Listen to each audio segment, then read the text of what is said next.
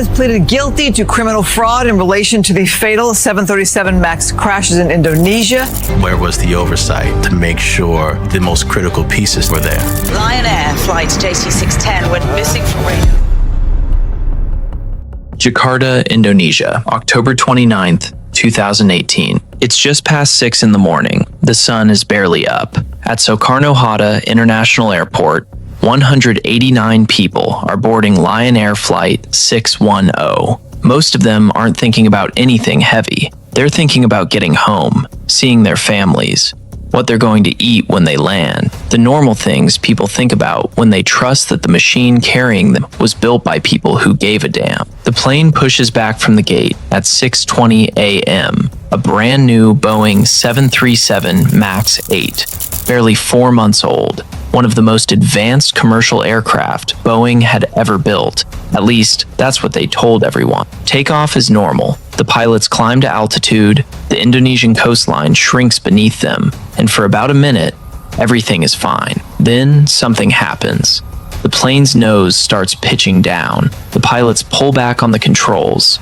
The nose comes up. Then it pitches down again. They pull back again. This goes on, over and over. A tug of war between two pilots and their own aircraft. Except, they don't understand what they're fighting. Nobody told them. Boeing made sure of that. For 13 minutes, the crew of Flight 610 battled a system they didn't know existed in a plane they thought they could trust, while 189 people sat behind them with no idea anything was wrong. At 6:33 a.m., 13 minutes after takeoff, Flight 610 disappears from radar. It hits the Java Sea at over 450 miles per hour. The impact is so violent that the plane essentially disintegrates.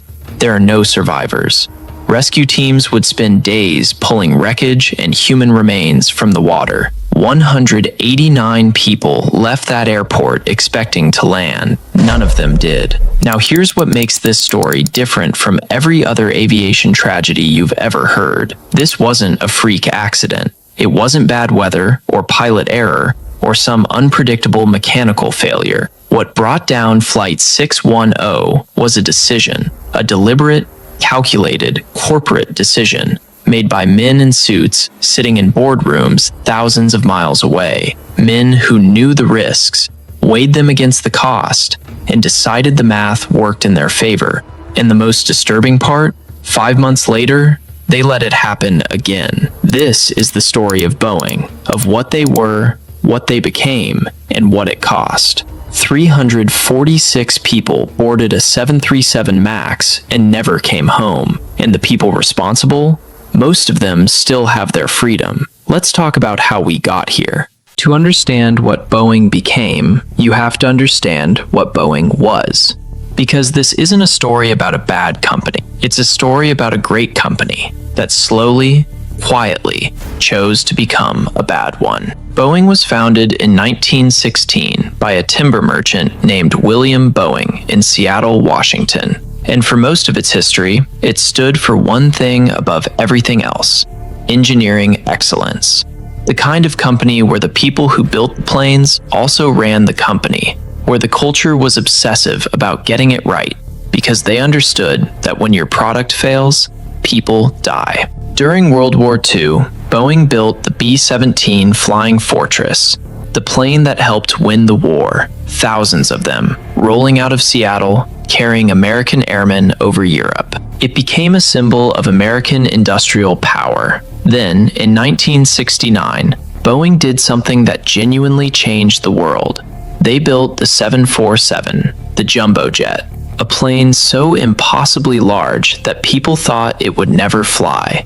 It had 4 engines, 2 full decks, and could carry over 400 passengers at once.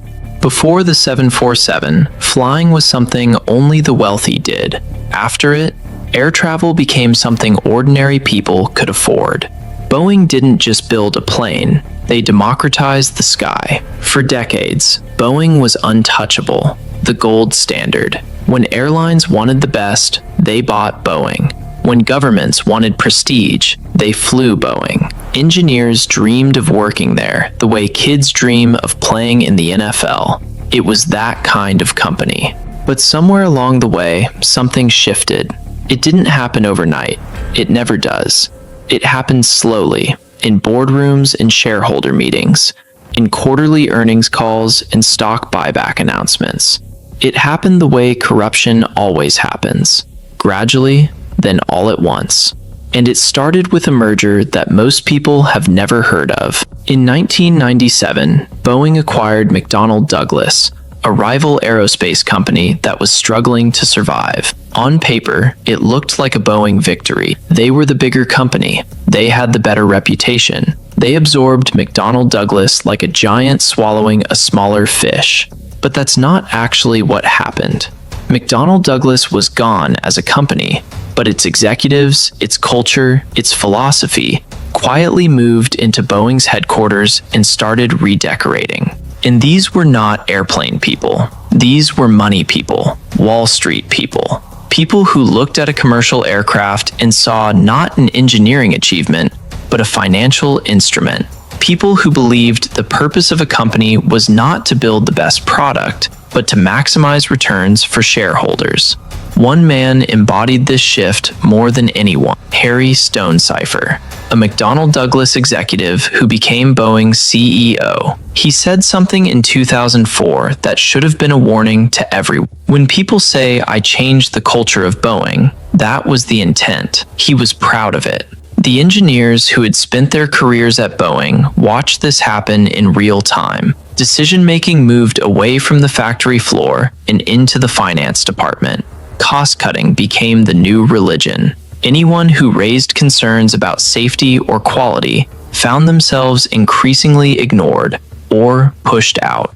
Boeing had traded its soul for a stock price, and nobody would feel the consequences of that trade more than the passengers of 2 flights that hadn't taken off yet. Picture a boardroom, 2010. Boeing's executives are staring at a problem that's keeping them up at night. Airbus just stole American Airlines. American Airlines, Boeing's most loyal customer, a carrier that hadn't bought an Airbus in its entire existence, just called and said, "We're listening to the other guy." And the other guy had just announced the A320neo, same plane airlines already loved, brand new fuel-efficient engines, dramatically lower operating costs. Orders were flooding in. Boeing's executives did the math and didn't like what they saw. A brand new plane to compete? 10 years, $20 billion. By the time it was ready, Airbus would have eaten half their market. So someone in that room said something that should have ended their career on the spot. What if we just upgraded the old 737? The 737, a plane designed in 1967, a plane so old it was built before the moon landing. And instead of the room erupting in disbelief, instead of someone standing up and saying, "Absolutely not," the idea got traction because in the new Boeing, the Wall Street Boeing, it wasn't the best idea that won, it was the cheapest one. They greenlit it. The problem was physical. The new fuel-efficient engines were bigger, much bigger. And the 737 sat so low to the ground, there was no room to mount them in the same position. So engineers did what engineers do when executives have already made the decision and just need you to make it work. They improvised. They moved the engines forward, higher up on the wing. Problem solved. Except it wasn't. Moving those engines changed how the plane flew. Under certain conditions, the nose would pitch up dangerously, the kind of thing that in aviation you absolutely cannot ignore. Boeing's engineers knew this. They flagged it, and the response they got from above was essentially, fix it with software. Not redesign the plane, not go back to the drawing board, write code. So they built MCAS, a system that would automatically push the nose down if it sensed the plane pitching up too steeply. And here's where Boeing didn't just cut a corner, They drove off a cliff. MCAS relied on a single sensor to make its decision. 1. In an industry built on redundancy, on never trusting a single point of failure, Boeing's system to prevent crashes relied on one sensor being right 100% of the time. If that sensor lied, MCAS would push the nose down anyway, and it would keep pushing, over and over, fighting the pilots, winning. Boeing's own safety analysis flagged this as catastrophic. They kept going. But the detail that makes your blood run cold, the thing that separates negligence from something far darker, is what Boeing did next. To keep their promise to airlines that pilots could train on an iPad instead of an expensive simulator, Boeing decided not to tell pilots MCAS existed at all. No mention in the manual, no mention in training, nothing. Their reasoning was simple and monstrous. If pilots knew about MCAS, regulators might require simulator training. Simulator training would cost airlines money. Costly training meant airlines might walk, so they stayed quiet. 346 people would board this plane, never knowing that somewhere in its software, a single faulty sensor could point their nose at the ground and never let go. And the executives who made these decisions, they went home that night and slept just fine. Let's go back to the morning of October 29th, 2018.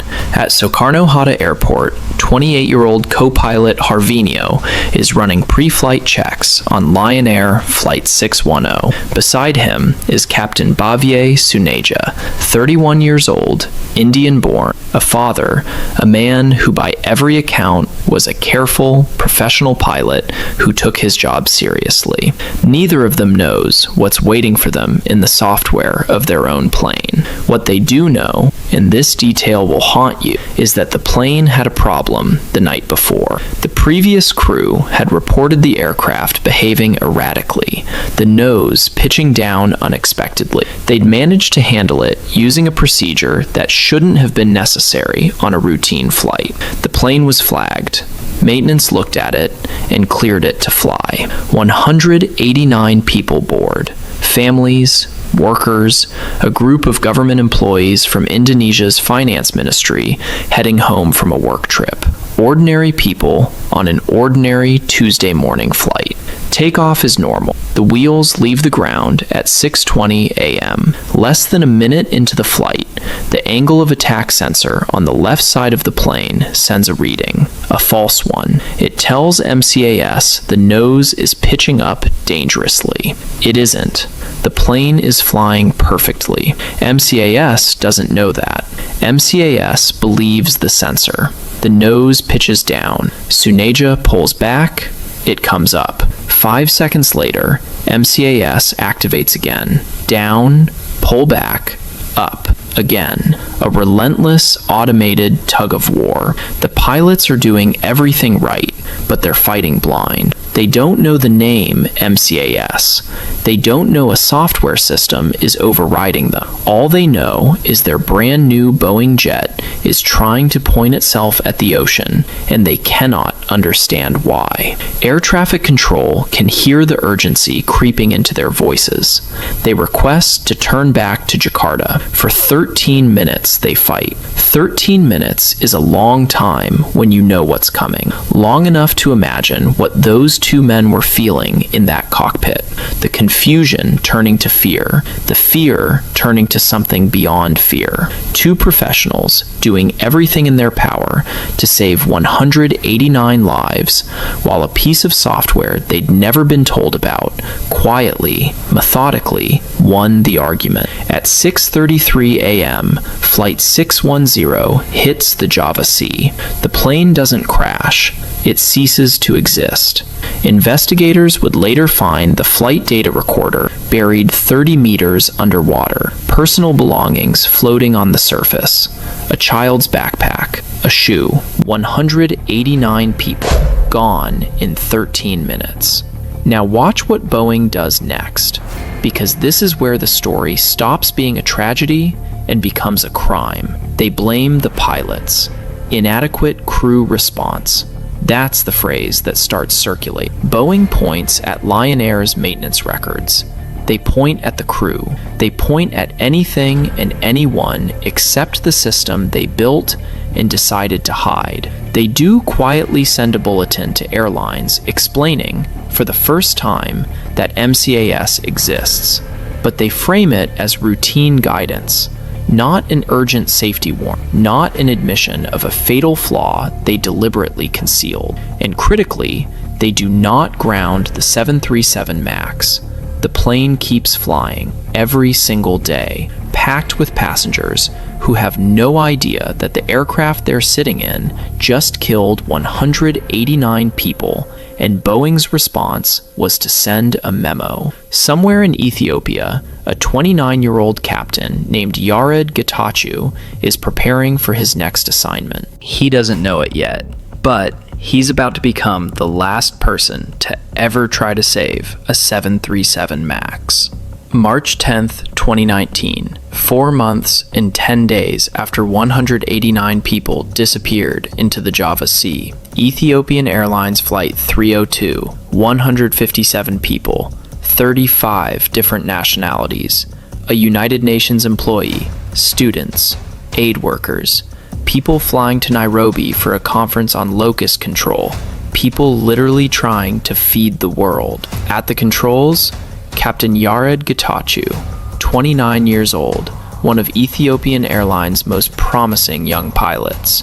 Over 8,000 flight hours, exceptional by any measure. The sensor malfunctions. MCAS activates. But here's the detail that should make you physically ill. Getachew knew about MCAS. After Lion Air, Boeing had finally told pilots the system existed. Getachew had received the bulletin. He knew the procedure to disable it, and when MCAS activated, he followed that procedure exactly as Boeing instructed. It didn't work, because what Boeing hadn't told anyone was that at the speed Flight 302 was traveling, disabling MCAS wasn't enough. The aerodynamic forces on the plane were so overwhelming that even with the system off, the crew couldn't physically pull the nose up. The controls had become almost immovable. Getachew did everything right. He knew about the system. He followed the procedure, and he still couldn't save his passengers. The plane hit the ground 6 minutes after takeoff at nearly 600 miles per hour. 157 people reduced to a crater in an Ethiopian field. 6 minutes. The world erupts. Aviation authorities around the globe start grounding the 737 MAX. China first, then Europe, then Canada. Country after country pulling the plane from the sky, while the FAA, America's own aviation regulator, sits on its hands for 2 days, while every other major aviation authority on Earth has already made the call. On March 13th, the FAA finally acts. The plane is grounded, and now the dam breaks. Internal Boeing messages surface that were never meant to see daylight. One engineer on the MAX. This airplane is designed by clowns, who are in turn supervised by monkeys. Another employee asked if he'd put his family on the plane. No. Employees describing how they were pressured to sign off on safety assessments they didn't believe in. How raising concerns had become professionally dangerous inside Boeing. These weren't the words of a company that made a mistake. These were the words of a company that knew. Congressional hearings. CEO Dennis Muhlenberg sits in front of grieving families, mothers, fathers, husbands, wives, children, people who lost everything, and delivers the kind of carefully lawyered non-answers that make you understand exactly why people lose faith in institutions. He expresses condolences, talks about Boeing's commitment to safety, never says the words, "We hid this from pilots." The families sitting behind him don't get careful language. They get grief, raw, permanent, life-altering grief, and they have to sit there and watch the man whose decisions orphaned their children talk about Boeing's values. Muhlenberg is fired in December 2019. His severance package? $62 million. Let that sit for a second. The Justice Department settles with Boeing for $2.5 billion. Sounds significant until you realize Boeing's revenue that year was over $58 billion. Until you realize the 737 MAX program was worth an estimated $600 billion in future orders. $2.5 billion wasn't a punishment. It was a rounding error. It was the cost of doing business. The charge? A single count of conspiracy to defraud the United States. Not manslaughter, not criminal negligence, not anything that puts a human being in a courtroom facing real consequences. A paperwork crime. Not one Boeing executive was criminally charged. Not one person went to prison. 346 people did not go home. Here's what Boeing will tell you. Lessons were learned.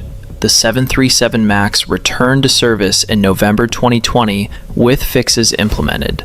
MCAS was redesigned, new training requirements were put in place. Boeing is committed to safety and transparency and all the other words corporations reach for when they need to sound like they've changed. And maybe some of that is even true, but here's what doesn't change. 346 people are still dead in the system that killed them, not the software, not the plane, the actual system, the one made of boardrooms and quarterly earnings calls and regulators who'd gotten too comfortable with the people they were supposed to be watching. That system was never really put on trial. Nurul Islam lost his wife on Lion Air Flight 610. She was 34 years old, pregnant. They were going to find out the gender of their baby when she landed. She never landed. Sebastiano Tusa was on Ethiopian Airlines Flight 302, a world-renowned underwater archaeologist, a man who had spent his life recovering lost things from the deep. The sea would take him instead. Samuel Pegram was 23 years old, fresh out of university, heading to Nairobi for his first real job. His whole life a blank page waiting to be written. 3 of 346. Each one had a seat number, a window or an aisle, a carry-on bag stuffed in the overhead compartment, plans for when they landed, people waiting for them. And somewhere in Seattle, the decision had already been made. Their lives had already been weighed against the cost of doing things right and found acceptable. That's not a malfunction. That's not an accident. That's not an unfortunate tragedy nobody could have predicted. That's a choice. Boeing chose the schedule over the redesign. They chose the stock price over the sensor redundancy. They chose the iPad training promise over telling pilots the truth. At every fork in the road where one path led to safety and the other led to profit, they chose profit. The 737 MAX flies today. Right now, as you watch this, there are MAX aircraft in the air carrying passengers who probably don't know the history of the plane beneath their feet. Maybe the fixes are real and the lessons were genuinely learned, but the people who made these decisions faced no real consequences. The culture that produced these decisions was never fundamentally dismantled. The financial incentives that made cutting corners attractive, those are all still exactly where they were. Nothing about the system that killed 346 people was fundamentally changed. Just the software. 346 people paid for that silence. And the men responsible, they're fine.